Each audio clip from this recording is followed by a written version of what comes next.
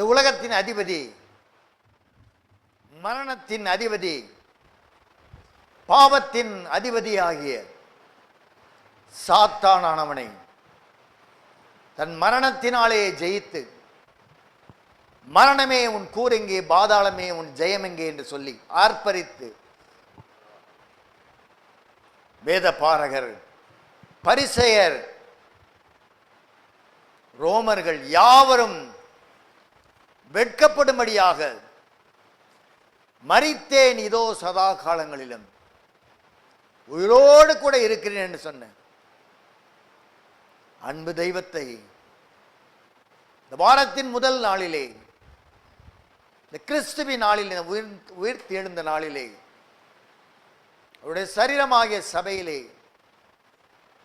பரிசுத்தவான்களோடும் கர்த்தருடைய பரிசுத்த சந்ததியோடு கூட சேர்ந்த ஏழை அடியானும் என் அன்பு தெய்வத்தை ஆராதிக்க அடியானுக்கும் இரக்கம் செய்த என் அன்பு பிதாவுக்கு அடியான் கோடான கோடி நன்றிகளை செலுத்துகிறேன். இந்த நாள் வாரத்தின் முதல் நாள், கிறிஸ்துவின் நாள். உலகமெங்கிலும் உயிர்த்த இயேசுவை மகிமைப்படுத்தும்படியாக திருச்சபைகள் உலகம் முழுவதிலும் ஆராதித்துக் கொண்டிருக்கிறார்கள். மரணத்தை ஜெயித்தவரை, பாதாளத்தை ஜெயித்தவரை, சாத்தானை ஜெயித்தவரை, பாவத்தை ஜெயித்தவரை, உலகத்தை ஜெயித்தவரை, உலகமெங்கிலும் கர்த்தருடைய பிள்ளைகள் தொழுது கொண்டிருக்கிறார்கள் வெவ்வேறு இடங்களிலே. இந்த ஞாயிற்றுக்கிழமை அல்லது வாரத்தின் முதல் நாளை, அதனுடைய விசேஷம் என்ன? உலகமெங்கிலும் வாரத்தின் முதல் நாளை ஒரு விடுமுறை நாளாய் அறிவிக்கப்படக்கூடிய ஸ்லாக்கியம், உயிர்த்தெழுந்த கிறிஸ்துவின் நாளாகிய இந்த நாளில் உலகம் முழுவதிலும் அது விடுமுறை நாள். எந்த ஒரு அந்நிய தெய்வங்களுக்கோ அல்லது மனிதர்களுக்கோ அவருடைய பிறப்பு அல்லது இறப்பு இவளை நினைவு கூறும்படியான நாளாய் உலகம் எங்கிலும் விடுமுறை நாளாய் அறிவிக்கப்படவில்லை. ஆனால் உயிர்த்தெழுந்த இயேசுவுக்காக உலகமெங்கிலும் இந்த ஞாயிற்றுக்கிழமையை, வாரத்தின் முதல் நாளை உலகம் விடுமுறை நாளாய் அறிவித்து தேவனுடைய நாமத்தை அவள் அறிந்தோ அறியாமலோ மகிமைப்படுத்துகிற நாளாய் இந்த நாள் இருக்கிறது. இந்த நாளிலும் தேவன் அவருடைய வார்த்தையை தியானிக்கும்படியாக கொடுத்த வேத வசனம், நாம் குட் ஃப்ரைடே அல்லது புனித வெள்ளியிலே தியானித்த அதே வேத வசனத்தின் பின்பகுதியை பரிசுத்த ஆவியானவர் வெளிப்படுத்தின விசேஷம் 1ஆம் அதிகாரம் 17-18 உள்ள 18ஆம் வசனத்தின் பின்பகுதியை தியானிக்கும்படியாக பரிசுத்த ஆவியானவர் நமக்கு இரக்கம் செய்கிறார். எடுத்து வாசிக்கலாம். நான் மரணத்திற்கும் பாதாளத்திற்கும் உரிய திறவுகோல்களை உடையவராய் இருக்கிறேன். 17 படிக்குமா? 17-18. நான் அவரை கண்டபோது செத்தவனைப் போல அவருடைய பாதத்தில் விழுந்தேன். அப்பொழுது அவர் தம்முடைய வலது கரத்தை என்மேல் வைத்து என்னை நோக்கி, பயப்படாதே, நான் முந்தினவரும் பிந்தினவரும் உயிருள்ளவருமாய் இருக்கிறேன். மரித்தேன், ஆனாலும் இதோ சதா காலங்களிலும் உயிரோடு இருக்கிறேன். ஆமேன். நான் மரணத்திற்கும் பாதாளத்திற்கும் உரிய திறவுகோல்களை உடையவராய் இருக்கிறேன். இங்கே பார்க்கின்ற பொழுது இந்த 2 வேத வசனங்களை நாம் வெள்ளிக்கிழமையிலே தியானம் செய்தோம். யாருக்காக அவர் மரித்தார்? அவர் மரித்ததின் நோக்கம் என்ன? யார் பலன் அடைய வேண்டும் என்பதற்கு நாம் அந்த நாளிலே அநேக வேத வசனங்களை கொண்டு பரிசுத்த ஆவியினர் தியானம் செய்யும்படியாக நமக்கு வேத வசனங்களை கொடுத்தார். யாருக்காக அவர் மரித்தார்? எல்லோருக்காகவும் அல்ல, அநேகர் என்று எழுதப்பட்டிருக்கிறது. அந்த அநேகருக்காகத்தான் அவர் மரித்தார். அந்த அநேகர் அவருக்கு சொந்தமாகும்படியாக பிதாவுக்கு சுதந்திரவாளிகளாய் அதிகாரம் பெறும்படியாக அவர்களுக்காகத்தான் அவர் மரித்தார். உலகத்தில் உள்ள நாம கிறிஸ்தவர்களுக்காக அல்ல.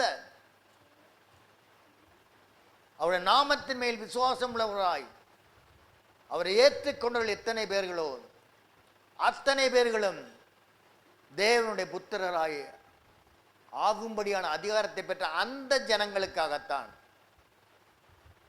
2000 வருஷங்களுக்கு முன்பதாக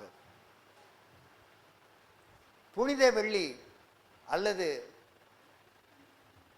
குட் ஃப்ரைடே அந்த நாளிலே தன் ஜீவனை கொடுத்தார். யாருக்காக? இவர்களுக்காக.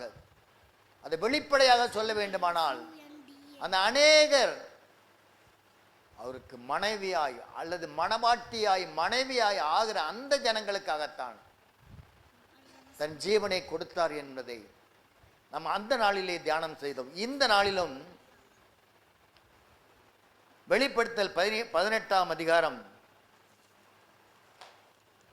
பின்பகுதியை பார்க்கின்ற பொழுது, இதோ சதா காலங்களிலும் உயிரோடு கூட இருக்கிறேன் என்று சொல்லுகிறார். மரித்தார். யாருக்காக? அந்த ஜனங்களுக்காகத்தான். அவர் சதா காலங்களிலும் உயிரோடு கூட இருக்கிறேன் என்று சொல்லுகிறார். ஆங்கில வேதாகமத்தை பார்க்கின்ற பொழுது சதா காலங்களிலும் என்ற வார்த்தைக்கு எவர் அண்ட் எவர், அதாவது நித்தியம் நித்தியம் நித்தியம் நித்தியமாய் உயிரோடு கூட இருக்கிறேன் என்று எழுதப்பட்டிருக்கிறது. ஆக இந்த ஜனங்களுக்காகத்தான் அவர் உயிரோடு கூட இருக்கிறார். எந்த ஜனங்களுக்காக அவர் மரித்தாரோ, தன் ஜீவனை கொடுத்தாரோ, அதே ஜனங்களுக்கு, எல்லாருக்காகவும் அல்ல, குறிப்பிட்ட தேவ ஜனங்கள், அதிகாரம் பெற்றவர்கள், பிதாவினால் அங்கீகரிக்கப்பட்டவர்கள், பிதாவினால் அனுப்பப்பட்டு வந்தவர்கள், பிதாவோடு கூட இருந்தவர்கள், ஆதி முதல் அவரோடு கூட இருந்த அந்த ஜனங்களுக்காகத்தான் அவர் மரணத்தை ருசி பார்த்தார். அந்த ஜனங்களுக்காகத்தான் அவர் இன்றும் உயிரோடு கூட இருக்கிறார். அதைத்தான் அவர் மத்தேயு 28ஆம் அதிகாரம் கடைசி வசனத்தில் சொல்லப்பட்டிருக்கிறபடி, உலகத்தின் முடிவு பரியந்தம் சகல நாட்களிலும் நான் உங்களோட கூட இருக்கிறேன் என்று சொல்லுகிறார். எந்த மனிதனும் நம்மோடு கூட கடைசி வரை இருப்பது கிடையாது. ஆனால் நம்மை படைத்த தேவன், பிதாவோடு கூட ஒன்றாய் இருந்தவர், நம்மை ரட்சிக்கும்படியாக இந்த பூமிக்கு கடந்து வந்தவர், பாவிகளாகிய நம்மை தேடி வந்தார். நாம் அவரை தேடி போகவில்லை, அவர் நம்மை தேடி வந்தார். எப்படி அந்த சீடர்கள் அவர் தேடி சென்றாரோ, எப்படி சகையை தேடி அந்த காட்டத்தி மரத்தின் கீழே தேடி சென்றாரோ, அதே தெய்வம் மாறாதவராய் நம்மை தேடி வந்து, இதோ நான் உலகத்தின் முடிவு சகல நாட்களிலும் உங்களோட கூட இருக்கிறேன் என்று சொல்லுகிறார். அவர் எதற்காக நம்மோடு கூட இருப்பதாய் சொல்லுகிறார்? எதற்காக அவர் உயிர்த்தெழுந்தார்? அவர் உயிர்த்தெழுந்த நோக்கம் என்ன என்று நாம் பார்க்கின்ற பொழுது, எபிரேயர் 7ஆம் அதிகாரம்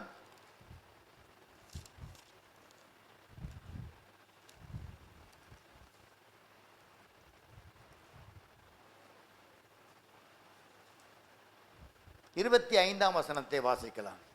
மேலும் தமது மூலமாய் தேவனிடத்தில் சேருகிறவர்களுக்காக வேண்டுதல் செய்யும்படிக்கு அவர் எப்பொழுதும் உயிரோடு இருக்கிறவர் ஆகையால் அவர்களை முற்றுமுடிய ரட்சிக்க வல்லவராய் இருக்கிறார். தமது மூலமாய், நானே வழியும் சத்தியமும் ஜீவனும் என்று சொன்னார் அல்லவா? ஜீவனுக்குள்ளே நீ பிரவேசிக்க வேண்டுமானால் அதற்கு நான் தான் வழி, அதற்கு நான் தான் சத்தியம். என்னுடைய சத்தியத்தின் மூலமாய் அதுவே உங்களுக்கு வழியாக இருக்கிறது. ஆக நித்திய ஜீவனிலே பிரவேசிக்க தமது மூலமாய் தேவனிடத்திலே சேருகிறவர்களுக்காக வேண்டுதல் செய்யும்படியாக அவர் எப்பொழுதும் உயிரோடு கூட இருக்கிறார். நமக்காக வேண்டுதல் செய்கிறார். காரணம் என்ன? நாம் பிதாவுக்குரிய ஜனங்கள், நாம் ஆதி முதல் அவரோடு கூட இருந்தோம். நீதிமொழிகள் 8ஆம் அதிகாரத்தில் எழுதப்பட்டு இருக்கிற மனுமக்களோடு கூட அவர் சந்தோஷமாய் இருந்ததாய். ஆக ஆதி முதல் நாம் அவரோடு கூட இருந்த ஜனங்களாய் இருந்த நம்மை அவர் ஒவ்வொரு காலகட்டத்திலே வெவ்வேறு இடங்களிலே நாம் ஆலயங்களில் ஆராதித்துக் கொண்டிருப்போம். அறியாதவர்களாய், கிறிஸ்துவை அறியாத ஜனங்களாய் இருந்த நம்மை அவர் தேடி வந்தார். சக்கேயு பாவி, அவரை காண வேண்டும் என்ற வாஞ்சை அவனுக்கு இருந்தபடியினால் இவர் தேடி செல்லுகிறார். மாத்திரமல்ல, சீக்கிரமாய் இறங்கி வா, இன்று நான் உன் வீட்டில் தங்க வேண்டும் என்று. பாருங்கள், ஒரு பாவியின் வீட்டு. அதே தெய்வம்தான் பாவிகளாக வாழ்ந்த நம்மை, தேவனை அறியாத ஜனங்களாய் அந்நியராய் வாழ்ந்த நம்மை அவர் தேடி வந்தார். அது மாத்திரமல்ல, அவர் மூலமாகத்தான் நாம் தேவனிடத்தில் சேர முடியும். இந்த ஜனங்களுக்காகத்தான் அவர் வேண்டுதல் எப்பொழுதும் உயிரோடு கூட இருக்கிற வேண்டுதல் செய்யும்படியாக, இந்த ஜனங்களுக்காக அவர் ஜெபிக்கும்படியாகத்தான் இந்த ஜனங்கள் உயிரோடு கூட இருக்கிற நாளளவும் அல்லது மறுரூபம் அடைகிற நாள் வரைக்கும் அவர்கள் காப்பாற்றப்பட வேண்டும் என்பதற்காகத்தான் அவர் வேண்டுதல் செய்கிறவராய் அவர் உயிர்த்தெழுந்ததின் நோக்கமாக இருக்கிறது. அது மாத்திரமல்ல, 1 யோவான் 2 அதிகாரம் 1 வசனத்தை வாசிக்கலாம். என் பிள்ளைகளே, நீங்கள் பாவம் செய்யாதபடிக்கு இவைகளை உங்களுக்கு எழுதுகிறேன். ஒருவன் பாவம் செய்வானானால் நீதிபரராய் இருக்கிற இயேசு கிறிஸ்து நமக்காக பிதாவிடத்தில் பரிந்து பேசுகிறவராய் இருக்கிறார். பரிந்து பேசுகிறவராய் இருக்கிறார். எதற்காக அவர் உயிர்த்தெழுந்தார்? தன்னால், தன்னுடைய இரத்தத்தினாலே கழுவப்பட்ட ஜனங்கள் மறுபடியுமாய் பாவத்தின் அதிபதியாகிய சாத்தானுடைய சத்தத்திற்கு செவி சாய்த்து அறிந்தும் அறியாமலும் பாவம் செய்கின்ற பொழுது அவர்களுக்காக நீதிபதியாக இருக்கிற இயேசு பிதாவினிடத்தில் பரிந்து பேசும்படியாக அவர் உயிர்த்தெழுந்தார். மற்றொரு புறம் குற்றம் சாட்டுகிறவன் இரவும் பகலும் இந்த ஜனங்கள் அவனுக்கு வேறு யாரையும் பற்றி குற்றம் சாட்டுவது கிடையாது. அவன் குற்றம் சாட்டுவது யார், பிதாவோடு காரணம் என்ன? அவன் காப்பாற்றுகிற கேருபாய் இருந்தால், ஆக நாம் அங்கே இருந்தோம், அவரோடு கூட இருந்தோம். உலக தோற்றத்திற்கு முன்பதாக நாம் தெரிந்து கொள்ளப்பட்டது.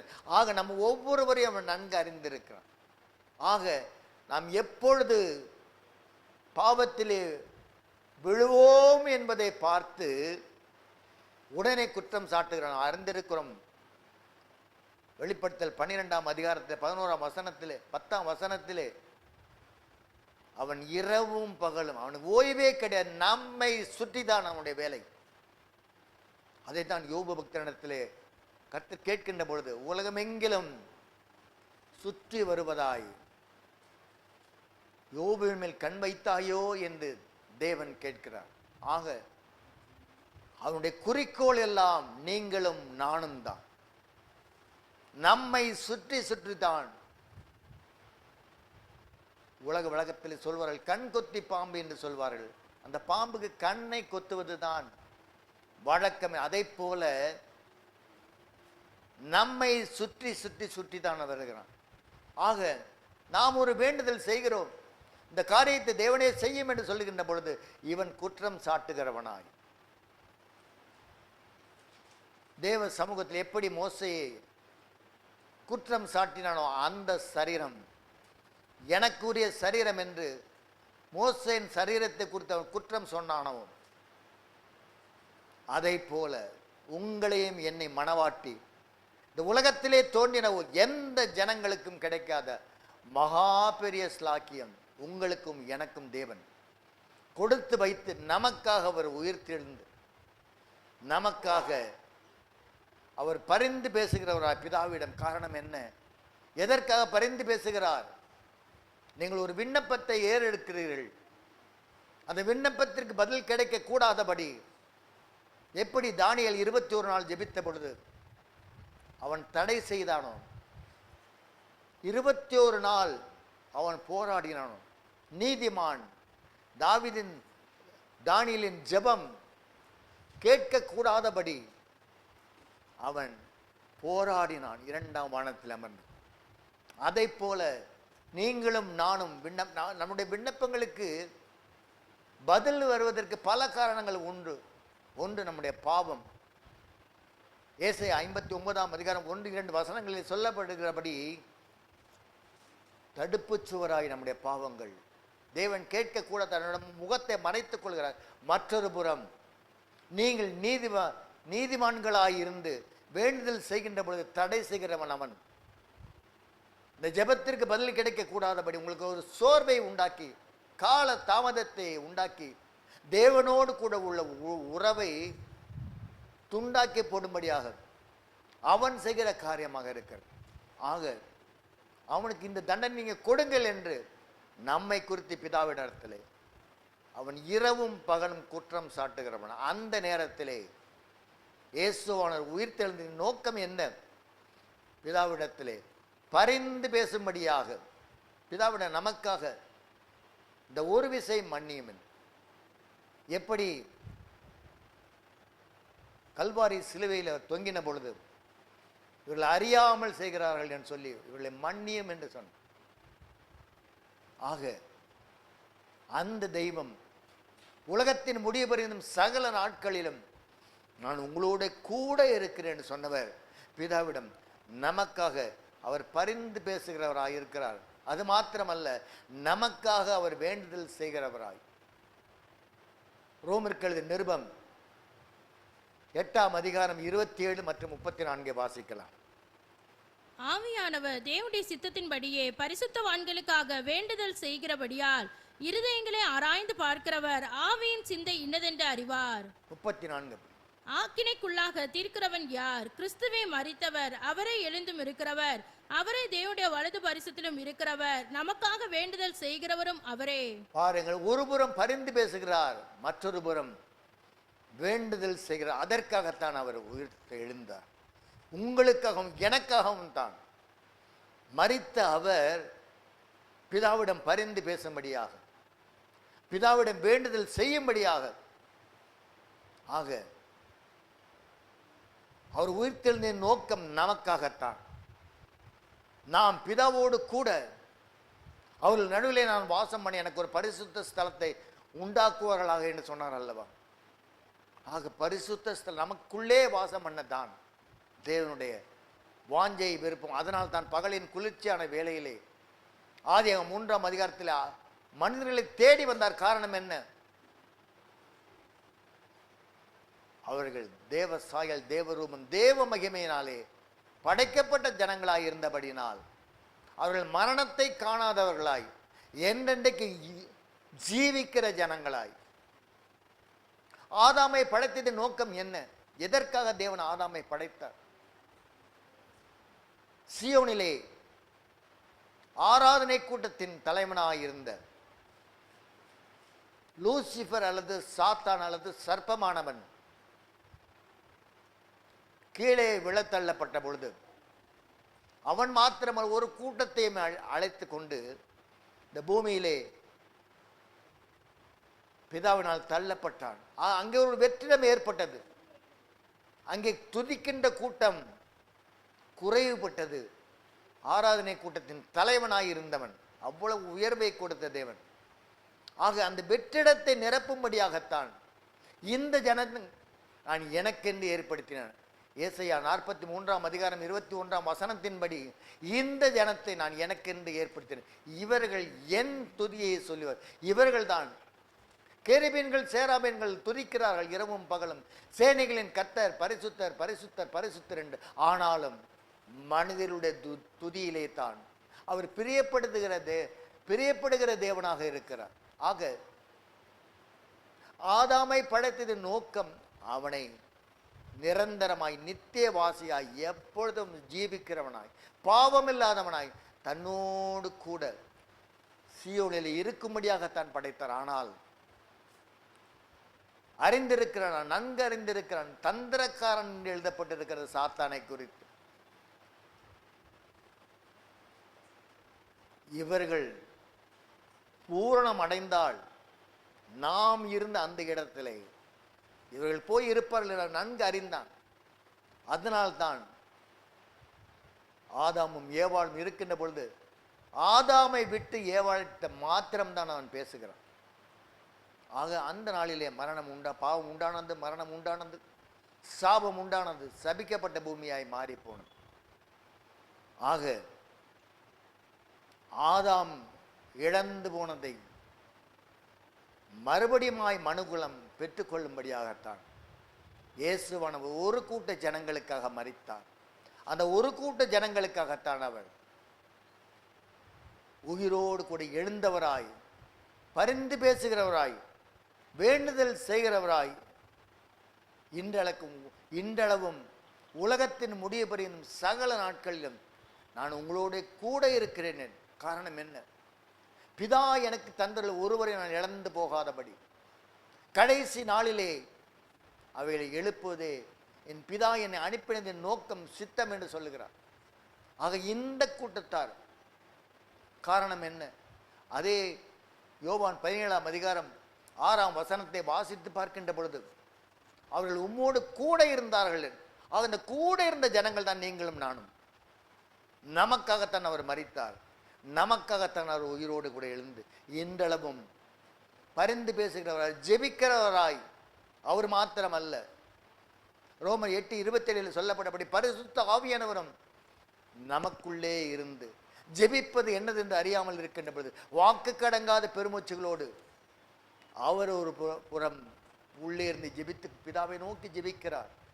மற்றொரு புறம் பிதாவின் வலது பார்சத்தில் அமர்ந்து கொண்டிருக்கிற இயேசுவானவர் நமக்காக பரிந்து பேசுகிறவர், ஜெபிக்கிறவராய் இருக்கிறார்.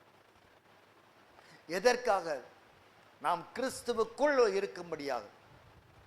2 கொரிந்தியர் 5ஆம் அதிகாரம் 17ஆம் வசனம் சொல்லுகிறது, ஒருவன் கிறிஸ்துவுக்குள் இருந்தால் புது சிருஷ்டியாய் இருக்கிறான், பழையன எல்லாம் ஒழிந்து போயின. ரட்சிக்கப்பட்ட உடனே யாரும் கிறிஸ்துவுக்குள் இருக்கிற ஜனங்களை மாறுவது கிடையாது. அந்த பழைய பாவம் தொடர்ந்து வந்து கொண்டே தான் இருக்கும். ஒரு கோபம், ஒரு எரிச்சல், ஒரு வெறுப்பு, ஒரு சண்டை, தாழ்மை இல்லாத குணம், மேட்டிமையான குணம், இவைகளெல்லாம் இந்த சரீரத்தோடு அவனால் அனுப்பப்பட்ட பாவம். அந்த பாவம் ஒவ்வொரு நாளும் தலை தூக்கித்தான் செய்யும். அந்த பாவத்தின் அதிபதி அந்த பழைய பாவத்தை தூண்டிக் கொண்டே தான் இருப்பான். ஆக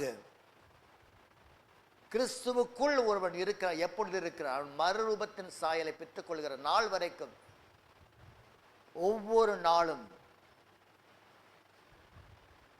நாம் அவருக்குள் வளரும்படியாக, ஏனெனில் அவர் வெளிப்படும் போது அவர் இருக்கிற வண்ணமாய் அவரை தரிசிக்கும்படியாகத்தான் தேவன் இந்த பூமியிலே இத்தனை காரியங்களை இந்த மனிதர்களுக்காக, இந்த விழுந்து போன இந்த பாவமான இந்த மனிதர்களுக்கு யாருக்காக மரித்தாரோ, யாருக்காக உயிர்த்தெழுந்து, யாருக்காக பிதாவிடம் பரிந்து பேசிக் கொண்டிருக்க அந்த ஜனங்களுக்காக அவர்களுக்கு சத்தியத்தை அனுப்பி கொடுக்கிறார். அவரே சத்தியமானவராக சபை ஏற்படுத்துகிறார். 30 வருஷங்களுக்கு முன்பதாக சத்தியம் சபை பரிந்து பேசுகிற ஒரு மோசையை போல ஒரு அப்போஸ்தலரை ஏற்படுத்தி தன்னுடைய மாமனாரிடத்திலே சொல்லுகிறான், எத்திரோ இடத்திலே சொல்லுகிறான், மோசே தேவனிடத்திலே விசாரிக்கும்படியாக ஜனங்கள் என்னிடத்திலே வருகிறார்கள். ஆக ஒரு சபை என்று ஒன்று இருந்தால் அந்த சபையானது கொடுக்கப்பட்ட ஆடுகளை விசாரிக்க வேண்டும். அந்த ஆடுகளுக்கு எங்கே வலி வேதனைகள், எங்கே எந்த உடல் உறுப்பு பலவீனப்படி, எதனால் காரணம் என்ன என்பதை விசாரிக்க வேண்டும். அதுதான் திருச்சபை. அதற்கு காயம் கட்ட வேண்டும். ஆக அப்படிப்பட்ட ஒரு காரியத்தை செய்யும்படியாகத்தான் தேவன் 30 வருஷங்களுக்கு முன்பதாக அவருடைய சரீரமாகிய சபையை ஸ்தாபித்து அதற்கு பரிசுத்த புதிய சில மணவாட்டி என்ற அந்த ஸ்தானத்தை கொடுத்து அந்த ஜனங்களுக்காகத்தான் அவர் மரித்தார். காரணம் என்ன? அவருக்கு ஒரு துணை வேண்டும். இயேசுவானவருக்கு ஒரு துணை வேண்டும். அது பரிசுத்த ராஜரீக ஆசாரிய கூட்டமாக இருக்க வேண்டும். அதற்காகத்தான் அவரை மரிக்க செய்தார். மூன்றாம் நாளிலே பிதாவின் மகிமையினாலே அவர் உயிரோடு கூட எழும்பி நமக்காக, நாம் கிறிஸ்துவுக்குள் வாழ்கிற ஜனங்களாய் காணப்பட, ஒருவன் கிறிஸ்துவுக்குள் இருந்தால் புது, ஒவ்வொரு நாளும் நாம் கிறிஸ்துவுக்குள் இருக்க வேண்டும். சற்று யோசனை பண்ணி பார்ப்போம். நம்மிடத்திலே தேவன் சாட்சியை எழுப்பினார். எத்தனை பேர் இந்த நாளிலே சாட்சி கொடுத்தோம்? இந்த வாரம் முழுவதிலும் உங்களையும் என்னையும் தேவன் உயிரோடு கூட வைத்திருக்கிறாரே. எத்தனை விபத்துக்கள், வீட்டிலிருந்து புறப்படுகிறார்கள், சேருகின்ற இடத்துக்கு போய் சேருவது கிடையாது, வழியிலே விபத்துக்கள். இவற்றின் மத்தியிலே உங்களை காப்பாற்றி ஜீவனோடு, எத்தனை வியாதிகள், இவற்றின் மத்தியிலே நீங்கள் விழுந்து போய்விடாதபடி காப்பாற்றுகிறார். 10 பேரை குணப்படுத்தினார். யார் வந்து சாட்சி சொன்னார்? ஆக தேவன் எதிர்பார்க்கிற தேவனாய் இருக்கிறார். அவர் செய்த நன்மைகளை சொல்லி அவர் நாமத்தை மகிமைப்படுத்த வேண்டும். ஒரு சிலர் தான் இந்த நாளிலே தேவனுடைய நாமத்தை தங்களுடைய சாட்சியின் மூலமாய் மகிமைப்படுத்தினார்கள். ஆக தேவன் இந்த காலத்திலே மனவாட்டியிடத்தில் எதிர்பார்க்கிற சாட்சி உலக பிரகாரமான சாட்சி அல்ல. ஏனெனில் நாம் கிறிஸ்துவுக்குள் வளர்த்தப்பட்டு கொண்டிருக்கிறோம். சத்திய வசனத்தினாலே நீங்கள் கிறிஸ்துவுக்குள் இருக்கக்கூடிய ஜனங்களாய் வாழும்படியாக நம்மை வளர்த்தி கொண்டிருக்கிறார். நாம் இன்னும் கல் என்ற அந்த பாவத்தை வைத்து மறைத்து கொண்டிருக்கிறோமா? யோவான் 11ஆம் அதிகாரத்தில் லாசருவை எழுப்புகிறார் இயேசுவானவர். வெளியே நிற்கிறார். அவர் சொன்ன காரியம், இந்த கல்லை எடுத்து போடுங்கள், இந்த கல்லை புறம்பே தள்ளி போடுங்கள் என்று சொல்கிறார். ஆக நீங்கள் உயிர் பெற வேண்டுமானால், மீட்பு பெற வேண்டுமானால், கிறிஸ்துவுக்குள் வாழுகிற ஒரு வாழ்க்கைக்குள் நீங்கள் வளர வேண்டுமானால், உங்களுடைய கல் என்ற அந்த பாவத்தை எடுத்து போடும்படியாகத்தான் தேவன் எதிர்பார்க்கிற காரியமாக இருக்கிறது. ஆக அந்த உள்ளான மனுஷன் அல்லது ஆத்துமா வளர வேண்டும், கிறிஸ்துவுக்குள் வளர வேண்டும். ஏனெனில் இதுதான் நிரந்தரமாய் என்றென்றைக்கும் பிதாவோடு கூட இருக்கும். எங்கிருந்து புறப்பட்டு வந்தோமோ அதே இடத்திற்கு நாம் திரும்பி செல்ல வேண்டுமானால் இந்த உள்ளான மனுஷன், அந்த உள்ளான மனுஷனுக்காகத்தான் ஆகாரம் கொடுக்கப்படுகிறது. வார வாரம் பரத்திலிருந்து எப்படி 40 வருஷங்கள் சரீரத்திற்காக மன்னாவை கொடுத்தாரோ, தண்ணீரை கொடுத்தாரோ, அதை போல வார வாரம் அந்த உள்ளான மனுஷன் உள்ளே வாழ்ந்து கொண்டிருக்கிறான் பாருங்கள். இவனுக்காகத்தான் சத்திய வார்த்தைகளை தேவன் ஒவ்வொரு வாரமும் கொடுத்து கொண்டிருக்கிறார். வெளியில் இருக்கிற மனுஷன் சாப்பிடுவது கழிவாய் வெளியே போகிறது. ஆனால் உள்ளான மனுஷனுக்கு கொடுக்கப்படுகிற ஆகாரமானது அந்த இருதயத்திலே தங்கியிருந்து நாள்தோறும் அவனை வளர்த்தி கொண்டிருக்கிற அந்த காரியத்தை செய்கிற காரியமாக இருக்கிற. ஆக இந்த மனிதன் வளர வேண்டுமானால் உங்களுடைய கல்லை புரட்டி போடுங்கள், அப்பொழுது நீங்கள் உயிர் பெறுவீர்கள். அப்பொழுது நீங்கள் மறுரூபத்தின் சாயலை பெற்றுக்கொள்ள, மகிமையின் சாயலை பெற்றுக்கொள்ள முடியும். அப்படி நாம் போடுகின்ற பொழுதுதான் இங்கே ஏறி வாருங்கள் என்ற சத்தத்தை நாம் கேட்க முடியும். வெளிப்படுத்தல் 11ஆம் அதிகாரம் 12ஆம் வசனத்தை வாசித்து பார்க்கின்ற பொழுது இங்கே ஏறி வாருங்கள் என்ற சத்தம் கேட்கக்கூடிய ஜனங்களுக்காகத்தான், இந்த சத்தத்தை கேட்கக்கூடிய ஜனங்களுக்காகத்தான் அவர் மரித்தார், உயிர்த்தெழுந்த உலகத்தின் முடிவு பரியந்தம் அந்த நாள் வரைக்கும் இங்கே ஏறி வாருங்கள் என்ற சத்தம்தான் நமக்கு முடிவானது.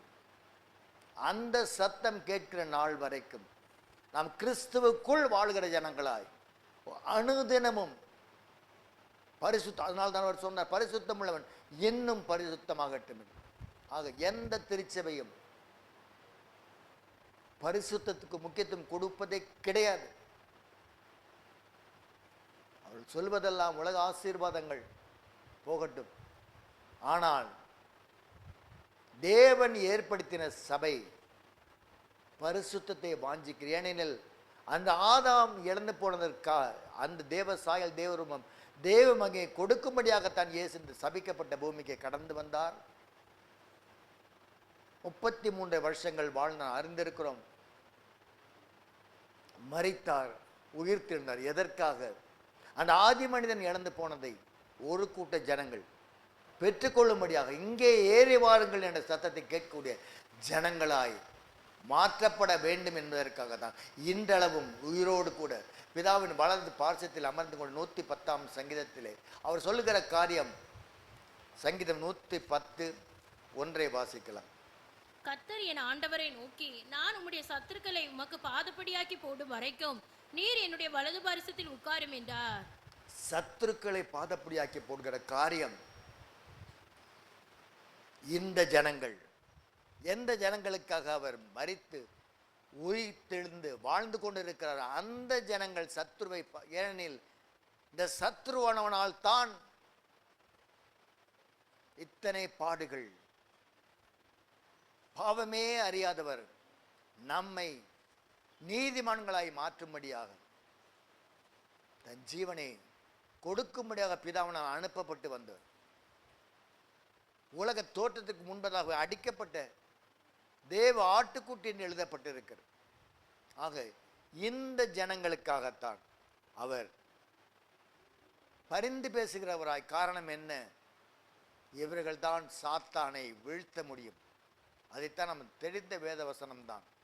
வெளிப்படுத்தல் 12ஆம் அதிகாரம் 7, 8, 9 வேத வசனங்களிலே அந்த நாளுக்காகத்தான் தேவன் பிதாவின் வலது பார்ச்சத்திலே அமர்ந்து காத்து கொண்டிருக்கிறார். இந்த ஜனங்களுக்காகத்தான் அவர் உயிர்த்தெழுந்ததின் நோக்கம். இந்த காரியங்களை நமக்காக அவர் பரிந்து பேசுகிறவராய். காரணம் என்ன? எபேசியர் 1ஆம் அதிகாரம் 4 மற்றும் 12 வாசிக்கலாம். தமக்கு முன்பாக நாம் அன்பில் பரிசுத்தம் உள்ளவர்களும் குற்றம் இல்லாதவர்களுமாய் இருப்பதற்கு அவர் உலக தோற்றத்துக்கு முன்னே கிறிஸ்துவுக்குள் நம்மை தெரிந்து கிறிஸ்துவுக்குள் நம்மை தெரிந்து கொண்டார். உலக தோற்றத்திற்கு முன்பதாகவே 12 வாசிக்கலாம். தமது சித்தத்தின் ஆலோசனைக்கு தக்கதாக எல்லாவற்றையும் நடப்பிக்கிற அவருடைய தீர்மானத்தின்படியே நாங்கள் முன்குறிக்கப்பட்டு கிறிஸ்துவுக்குள் அவருடைய சுதந்திரமாகும்படி தெரிந்து கொள்ளப்பட்டோம். பாருங்கள், பிதாவே தெரிந்து கொள்ளுகிறார் உங்களையும் என்னையும். அதற்கு வழி இயேசுவானவர், அவருடைய ரத்தம், அவருடைய சத்தியம்.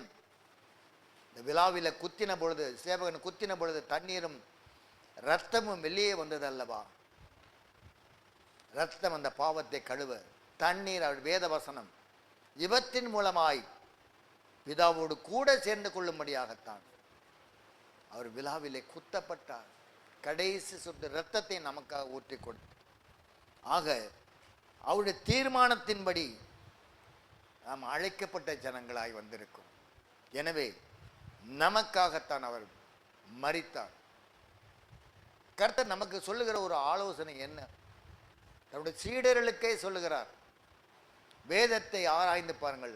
யோவான் 5ஆம் அதிகாரம் 39ஆம் வசனத்தை நீங்கள் வாசித்து பார்க்கின்ற பொழுது வேதத்தை ஆராய்ந்து பாருங்கள். அதனால் உங்களுக்கு நித்திய ஜீவன் உண்டு. என்னை குறித்தும் சாட்சி கொடுக்கிறவைகள் அவைகளே என்று சொல்கிறார். ஆக வேதத்தை ஆராய்ந்து பார்க்கும்படியாகத்தான் நித்தியத்துக்கு போகக்கூடிய வழிகள் எல்லாவற்றையுமே அதில் எழுதி வைத்திருக்கிறார். எதையெல்லாம் விட வேண்டும், எதையெல்லாம் பற்றி கொள்ள வேண்டும் என்பதையெல்லாம் வேத வசனத்திலே 66 புத்தகங்களில் பழைய ஏற்பாடுகள் முதற்கொண்டு நமக்காக தேவன் எழுதி வைத்திருக்கிறார். அந்த வேத வசனங்களை ஆராய்ந்து பாருங்கள். அவர் சொன்னது காரணம் என்ன? அவர் தன்னை குறித்து, தான் படப்போகிற பாடுகளை குறித்து, 3 நாட்கள் மரணத்தை சந்தித்து 3ஆம் நாளில் உயிர்த்து எழுத போகிறார் என்பதை அவர்கள் ஆராய்ந்து பார்க்கும்படியாக தன் சீடர்களுக்கு அவர் சொன்னார்.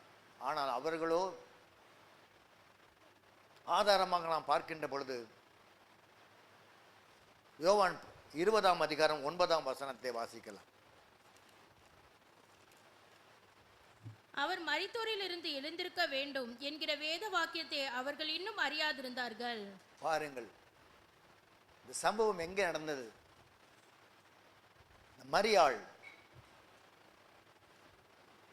முதலிலே இயேசுவை சந்தித்த முதல் சகோதரி ஸ்திரீ. ஆக அவள் தேடி செல்லுகிறாள், அவளை காணவில்லை என்று, இயேசுவை காணவில்லை என்று. ஆக இதை பார்க்கும்படியாகத்தான் யோவானும் பேதுரும் வருகிறார்கள். ஆனால் அவர்கள் அறியவில்லை, இயேசு சொன்ன வார்த்தையை, வேதத்தை ஆராய்ந்து பார்க்கவில்லை. மேலும் கூட மத்தேயு 16 அதிகாரம்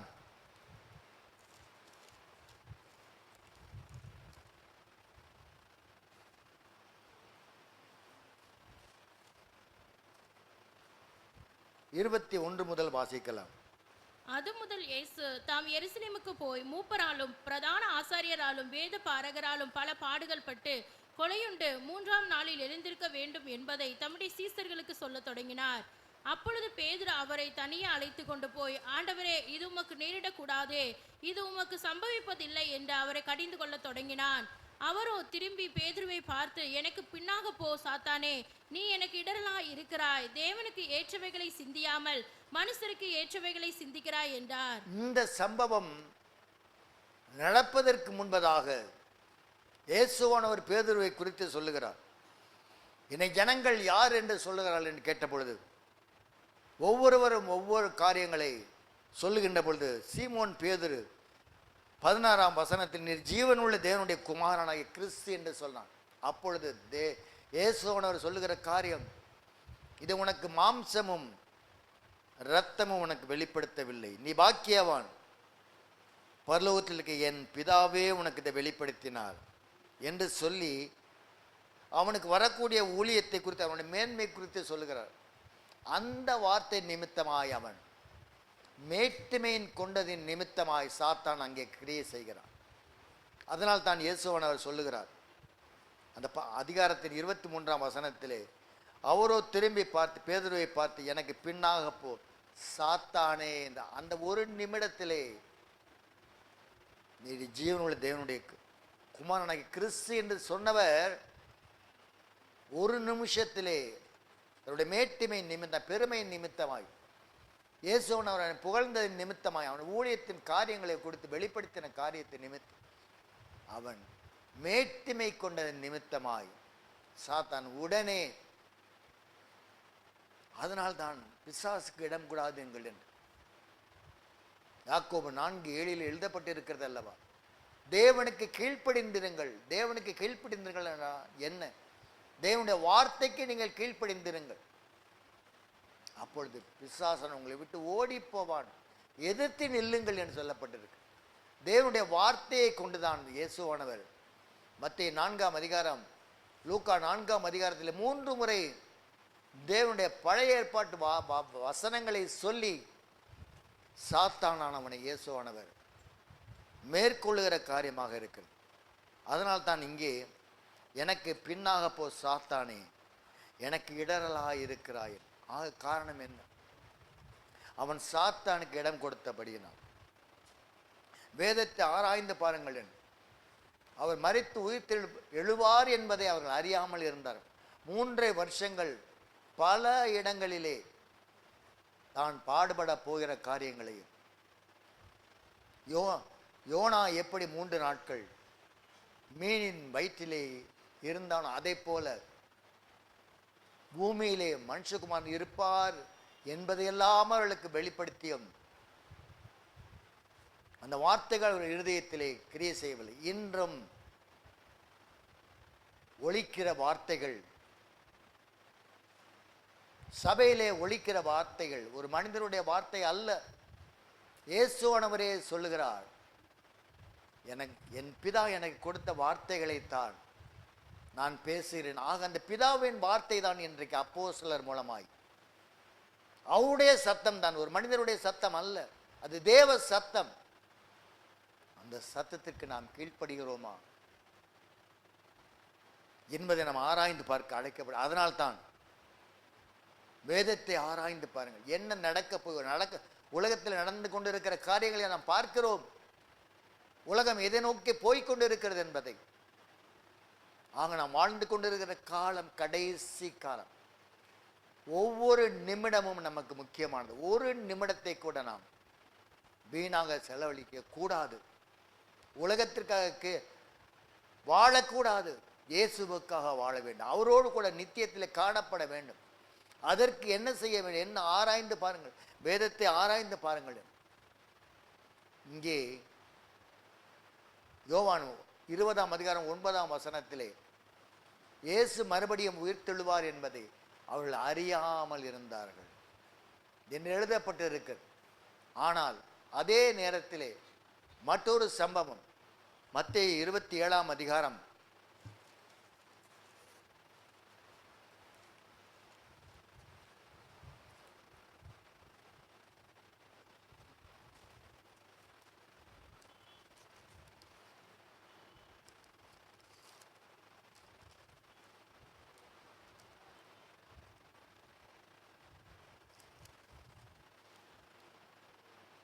62 மற்றும் 63 வாசிக்கலாம்.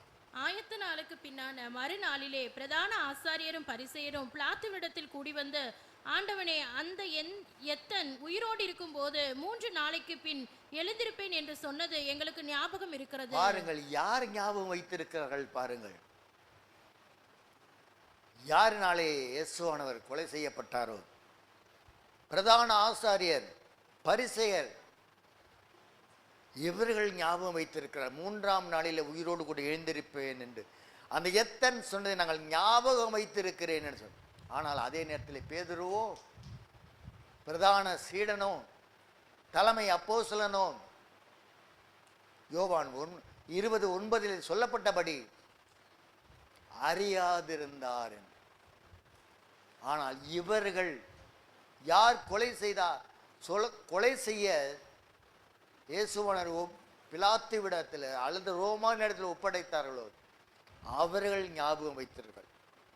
அதனால்தான் இன்றைக்கு தேவன் உங்களுக்கும் எனக்கும் கொடுக்கிற ஆலோசனை, வேதத்தை ஆராய்ந்து பாருங்க. மறுரூபம் அடைய, மகிமையின் சாயலை அடைய எங்கெல்லாம் நான் எழுதி வைத்திருக்கிறேனோ அதையெல்லாம் கடைபிடிங்க.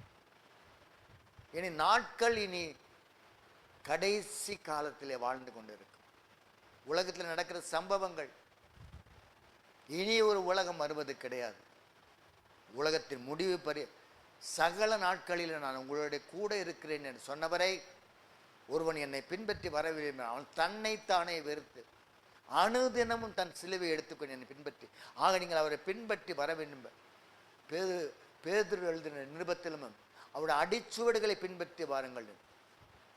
ரூத் தன்னுடைய மாமியை விடாதல் பற்றி கொண்டாள் என்று எழுதப்பட்டிருக்கு. ஆக உங்களுக்கும் எனக்கும் என்றென்றைக்கும் நிரந்தரமாய் தங்கி இருக்கும்படியாக, நம்மோடு கூட இருக்கும்படியாக பரிசுத்த ஆவியின் நமக்குள்ளே வாசம் அவர் உங்களுக்கு சொல்லுவார். நீங்கள் கோபப்படுகின்ற பொழுது, எரிச்சல் படுகிற, வெறுப்பு கொள்ளுகிற பொழுது, மேட்டிமை கொள்ளுகின்ற பொழுது, சபையில் உள்ள ஜனங்களோடு கூட ஒரு இணக்கமான அன்பான ஐக்கியம் கொள்ளாதபடி வாழ்ந்து கொண்டிருக்கிற உங்களை பரிசுத்த ஆவியினர் உங்கள் இருதயத்தில் பேசுவார், மனம் திரும்ப வேண்டும் என்று. இதெல்லாம் தேவன் வெறுக்கிற காரியம். சீடர்களே யார் பெரியவன் என்று சண்டையிட்டு கொண்டார்கள். எனவே இதெல்லாம் நமக்கு ஒரு எச்சரிப்பான வேதவசனங்கள். நாம் மனம் திரும்ப வேண்டும். ஏனெனில் என்னிடத்திலே பாவம் உண்டு என்று யார் என்னை குற்றப்படுத்தக்கூடும் என்று சொன்னார் அல்லவா நம்முடைய மணவாளன். அதை போல அவனுக்கு இடம் கொடுக்காதபடி இரவும் பகலும் உங்களை குறித்தும் என்னை குறித்தும் குற்றம் சாட்டுகிறவனுக்கு இடம் கொடுக்காதபடி அவனை எதிர்த்து நிற்கும்படியாகத்தான். காரணம் என்ன? 110ஆம் சங்கீதம் 1ஆம் வசனத்தில் சொல்லப்பட்டபடி நம்மை எதிர்பார்த்து கொண்டு இருக்கிறார். நாம் அவனை வீழ்த்தும்படியாக, ஆக நாம் அவனுக்கு இடம் கொடுக்கிற காரியம். ஒரு சிறு பாவம், கலாத்தியர் 5 எழுதப்பட்ட 17 பாவங்களில் ஒரு பாவம், ஒரு கோபம் இருந்தாலும் நீங்கள் நித்தியத்தில் பிரவேசிக்கவே முடியாதுன்னு எழுதப்பட்டிருக்கு. எப்படி? யோவான் 3ஆம் அதிகாரம் 3:5 சொல்லப்பட்ட ஒரு மறுபடியும் பிறவாவிட்டால், பரிசுத்தாவின் அபிஷேகத்தினால் வாழாவிட்டால் நித்தியத்தில் பிரவேசிக்க முடியாது என்று இயேசு சொன்னார். அதை போல இந்த 17 பாவங்கள் 17 பாவங்கள் மாத்திரமல்ல, மொத்தம் 62 பாவங்கள் நம்ம அறிந்திருக்கிறோம். அதுல ஒரு சிறு பாவம் நம்மிடத்திலே காணப்பட்டாலும் இயேசுவானவர் இந்த உலகத்தை படைத்தார். உலகம் படைக்கப்பட்ட பொழுது, பிதா படைக்கப்பட்ட பொழுது அவரோடு கூட இருந்த, அவர் இல்லாமல் ஒன்றும் படைக்கப்பட, அப்படிப்பட்டவர் தன்னுடைய சீடர்களின் கால்களை கழுவினார். பாவிகளை தேடி சென்றார். மனது உருகினார். லாசர் மரித்த பொழுது இயேசு கண்ணீர் விட்டார் என்று எழுதப்பட்ட அப்படிப்பட்ட தேவன் இன்றைக்கு நீங்களும் நானும் பாடுபடுகின்ற பொழுது அவரும் கண்ணீர் வடிக்கிறவராய். எனவே வேதத்தை ஆராய்ந்து பார்த்து அவரோடு கூட நித்தியத்திலே காணப்படும்படியாகத்தான் வேதத்தை ஆராய்ந்து பாருங்கள் என்று கட்டளை கொடுக்க, எதிர்த்து நிற்கிறவர்களாய், வேத வார்த்தைக்கு எதிர்த்து நிற்கிற ஜனங்களாய் காணப்படாதபடி, ஒரு சிறு பாவத்திற்கும் இடம் கொடுக்காதபடி, அந்த குற்றம் சாட்டுகிறவன் இரவு என்றும் கிடையாது, பகல் என்றும் கிடையாது, உங்களை சுற்றி சுற்றி சுற்றி மணவாட்டியை சுற்றித்தான் வந்து கொண்டார். பாக்கி எல்லாம் அவனுடைய ஜனங்கள், கிறிஸ்தவர்களும் சேர்த்துதான். ஆனால் இந்த ஒரு கூட்டம் தான் அவர் நன்கு அறிந்திருக்கு. இந்த கூட்டத்தால் தான் அவனுக்கு முடிவு உண்டாக போகிறது. எப்படி ஒரு பாவி மனம் திரும்புதலின் மூலமாக பரலோகத்திலே பேர் ஆனந்தம் உண்டாகிறது, அதே போல ஒரு மணவாட்டியை வீழ்த்தினால் அங்கே சாத்தானின் கூட்டத்திலே பேரானந்தம் உண்டாகிறது. அவனுக்கு இடம் கூடாது. முற்று முடிய நம்மை தாழ்த்துவோம். ஒரு சிறு, அதனால் தான் அவர் சொல்லுகிறார், பரலோக ராஜ்யத்திலே ஒரு சிறு குழந்தையை போல நீங்கள் மாறினால்தான், அந்த சிறு குழந்தைக்கு எந்த விதமான கபடு இருக்காது, இருதயத்தில் கபடு இருக்காது, இந்த இருதயம் முழுவதும் கசப்பினால் நிறைந்திருக்காது, வெளுத்ததெல்லாம் பால் என்று சொல்வார்கள் அல்லவா, அதை போல ஒரு இருதயம். அந்த ஒரு இருதயத்தை தான் தேவன் உங்களிடத்திலும் என்னிடத்திலும் எதிர்பார்க்கிற காரியம். அப்படிப்பட்ட ஒரு இருதயம் உள்ளவர்களாய் நாம் வாழும்படியாகத்தான் தேவன் நம்மை மணவாட்டியாய், எங்கோ பிறந்து எப்படியோ வளர்ந்த நம்மை தேடி வந்து நித்தியத்திலே நாம் என்னென்றைக்கு பிதா முன்குறித்த ஜனங்களாய் நாம் வாழ்வது மாத்திரம் அல்ல, வானத்திலே நடக்கிற யுத்தத்துக்கு அவனை வீழ்த்துகிற ஜனங்களாய், அதுதான் பிதாவுடைய சித்தம். அதுதான் இயேசுவன் அந்த பூமிக்கு கடந்து வந்ததின் நோக்கம், மரித்ததின் நோக்கம், உயிர்த்தெழுந்ததின் நோக்கமாக இருக்கிறது. அந்த நோக்கத்தை நிறைவேற்ற தேவன் கடைசி காலத்தில் நமக்கு அழைப்பை கொடுக்க, யோவான் 20ஆம் அதிகாரத்திலே ஒரு சம்பவம் நாம் அறிந்த ஒரு சம்பவம்.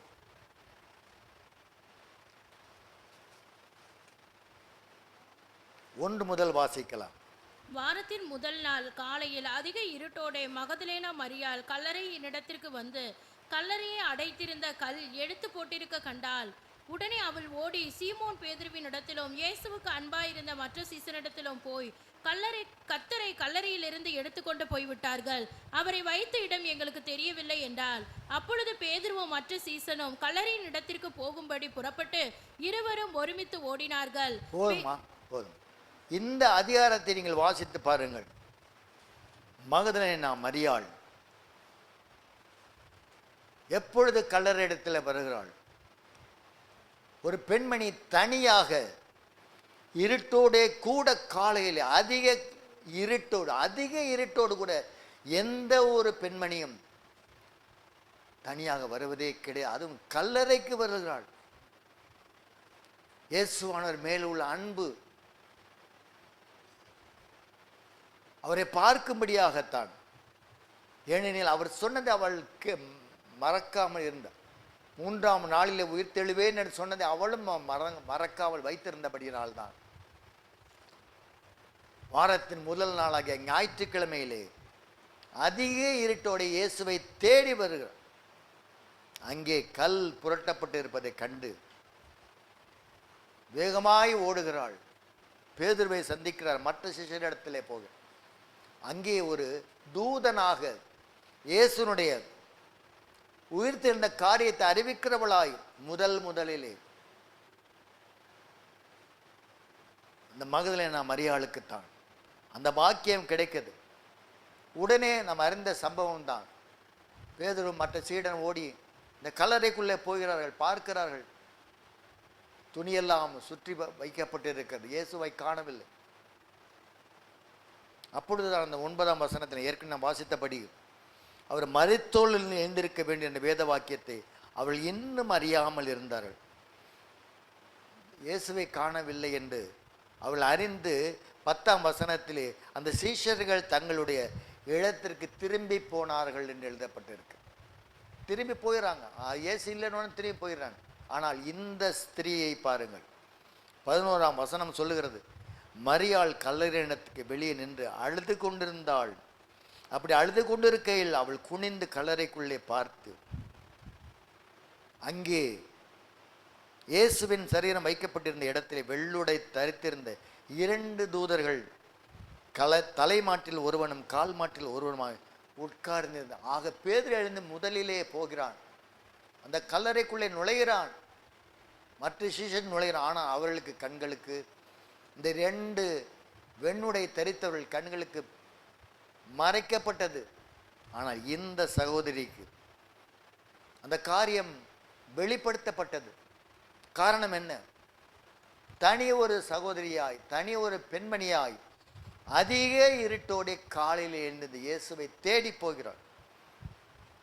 அது மாத்திரமல்ல,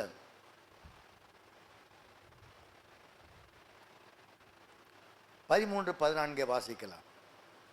அவர்கள் அவளை நோக்கி, ஸ்திரீயே, ஏன் அழுகிறாய் என்றார்கள். அதற்கு அவள், என் ஆண்டவரை எடுத்துக்கொண்டு போய்விட்டார்கள், அவரை வைத்த இடம் எனக்கு தெரியவில்லை என்றாள். இவைகளை சொல்லி பின்னாக திரும்பி இயேசு நிற்கிறதை கண்டாள். ஆனாலும் அவரை இயேசு என்று அறியாதிருந்தாள். தொடர்ந்து படிங்கம்மா. இயேசு அவளை பார்த்து, ஸ்திரீயே, ஏன் அழுகிறாய், யாரை தேடுகிறாய் என்றார். அவள் அவரை தோட்டக்காரன் என்று எண்ணி, ஐயா, நீர் அவரை எடுத்துக்கொண்டு போனதுண்டானால் அவரை வைத்த இடத்தை எனக்கு சொல்லும், நான் போய் அவரை எடுத்துக்கொள்ளுவேன் என்றாள். இயேசு அவளை நோக்கி, மரியாளே என்றார். அவள் திரும்பி பார்த்து, ரபுனி என்றாள். பாருங்கள், இங்கே இயேசுவோடவர் யாருக்கு தன்னை முதலிலே வெளிப்படுத்த? ஒரு ஸ்திரீ, தன்னுடைய சீடர்களுக்கு அல்ல. முதலாவதாக உயிர்த்தெழுந்த இயேசுவை கண்டது ஒரு சகோதரி, ஒரு ஸ்திரீ. இந்த ஸ்திரீ எதை குறிக்கிற காரியமாக இருக்கிறது? வெளிப்படுத்தல் 12ஆம் அதிகாரம் 1ஆம் வசனத்திலே நாம் வாசித்து இருக்கிறோம். அதற்கு நிழலாட்டமாகத்தான் இந்த ஸ்திரீயை தேவன் காண்பிக்கிறார். இவளுக்குத்தான் தன்னை இயேசுவனர் முதலாவதாக வெளிப்படுத்துகிறார். இந்த ஸ்திரீ தான் வெளிப்படுத்தல் 12ஆம் அதிகாரம் 1ஆம் வசனத்தில் சொல்லப்பட்டபடி இவளுக்குத்தான் கடைசி காலத்தில் நடக்கக்கூடிய சம்பவங்கள், இந்த பூமியில் நடக்கக்கூடிய சம்பவங்களை பெரிய வேத பண்டிதர்களுக்கு அல்ல, கல்விமான்களுக்கு அல்ல, பைபிள் காலேஜில் படித்தவர்களுக்கு அல்ல, பாமர மக்களாய் வாழ்ந்த இந்த ஸ்திரீ என்ற சரீரமாகிய சபைக்குத்தான் தேவன் கடைசி காலத்தில் நடக்கக்கூடிய சம்பவங்களை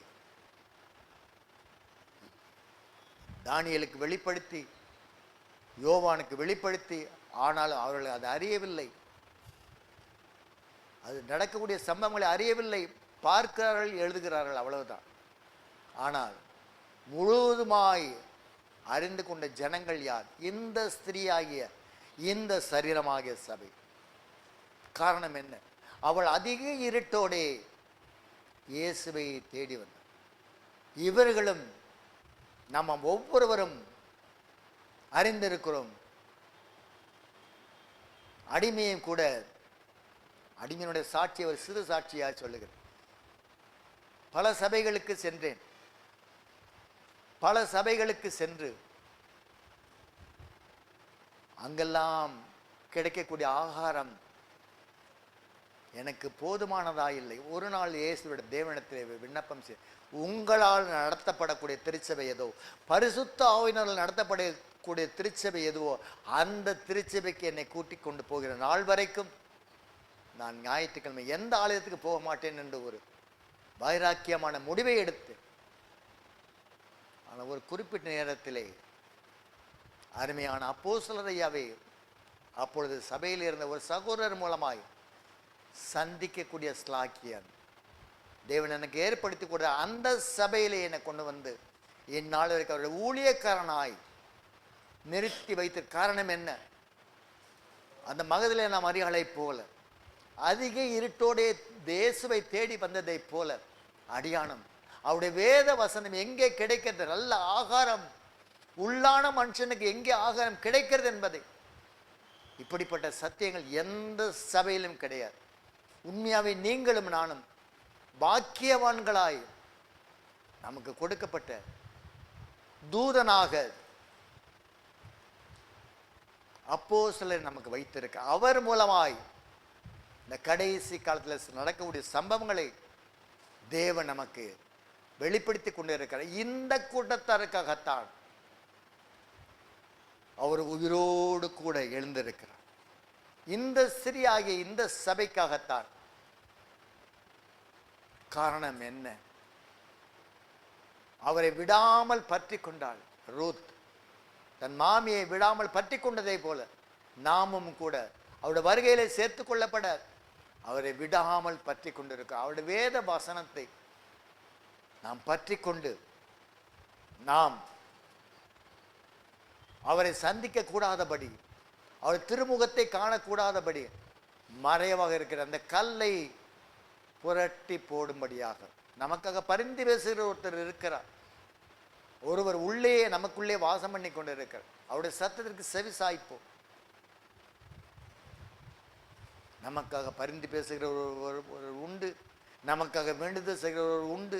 அவர் தான் உங்களுக்காகவும் எனக்காகவும் தன் ஜீவனை கொடுத்து உயிர் தெழுந்து இப்பொழுதுமாய் உலகத்தின் முடிவுபரின் சகல நாட்களிலும் நான் உங்களோட கூட இருக்கிறேன் சொன்னார்.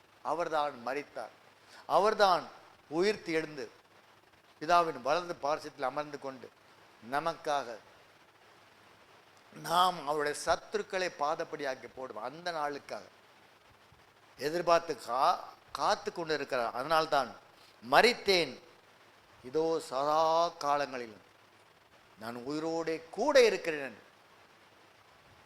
மரித்து போன எந்த மனிதனும் சொல்லுவது கிடையாது, இயேசுவானவரை தவிர.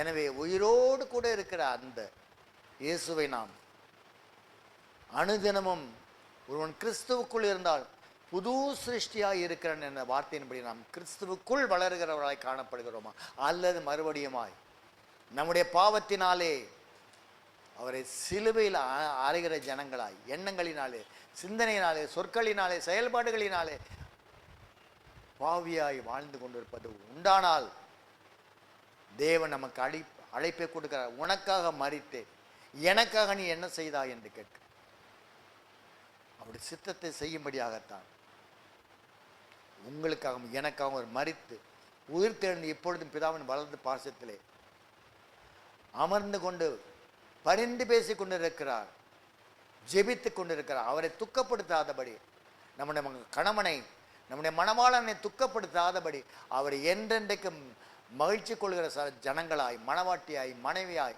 ஆயத்தமாக தேவன் நமக்கு அழைப்பை கொடுக்கிறார். தேவன் தாமே தமது வார்த்தைகளை ஆசீர்வதிப்பார். ஹல்லேலூயா, ஹல்லேலூயா. கேட்டுக்கொண்டு சத்தியத்தின்படி ஒரு ஜெபித்து தேவ ஆசீர்வாதங்களை பெற்றுக்கொள்ளலாம்.